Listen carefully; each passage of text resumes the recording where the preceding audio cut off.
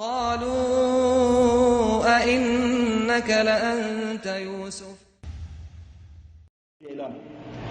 Il y a une exception à ce sujet et c'est les femmes.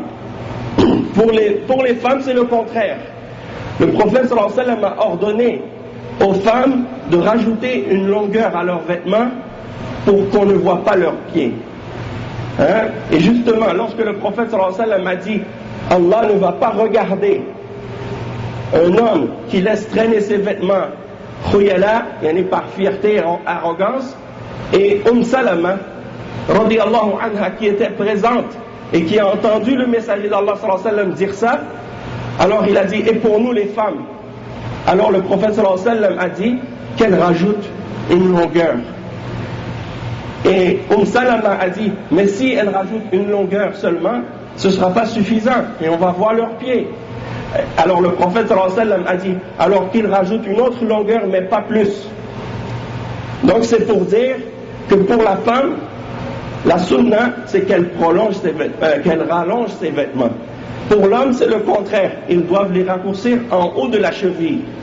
Mais qu'est-ce qu'on constate chez les musulmans aujourd'hui?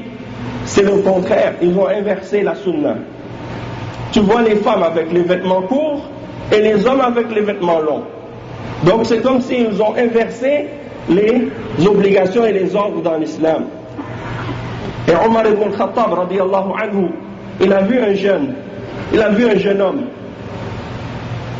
Et ce jeune homme avait des vêtements qui traînaient par terre ou bien qui dépassaient la cheville. Et pourtant il était dans sa maladie ou il était juste avant sa mort. Omar ibn al-Khattab juste avant sa mort. Alors qu'est-ce qu'il a dit?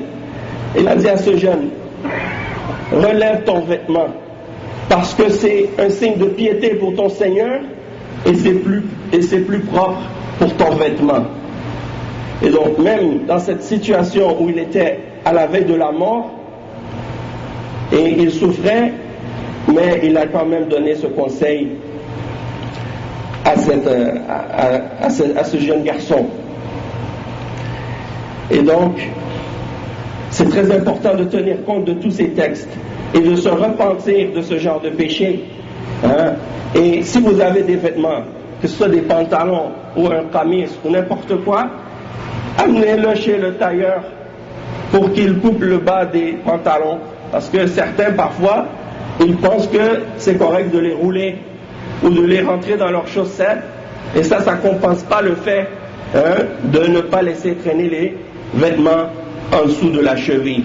Donc il faut l'amener chez le tailleur, ou si vous avez une machine à coudre chez vous, vous pouvez le faire vous-même, et c'est très facile. C'est pas quelque chose de difficile ou de compliqué ou de lourd, quelque chose de très simple. Vous coupez vos vêtements pour que ça ne dépasse pas la cheville. أقول قولي هذا وأستغفر الله لي ولكم فاستغفروه إنه هو الغفور الرحيم. Si tu le fais avec arrogance, c'est plus grave comme péché.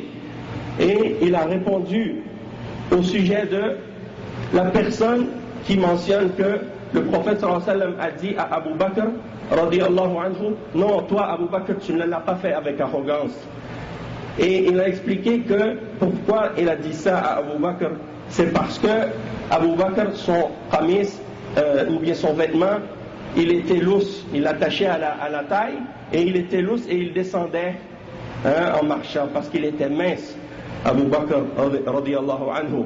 Et donc à chaque fois il le relevait et il le serrait.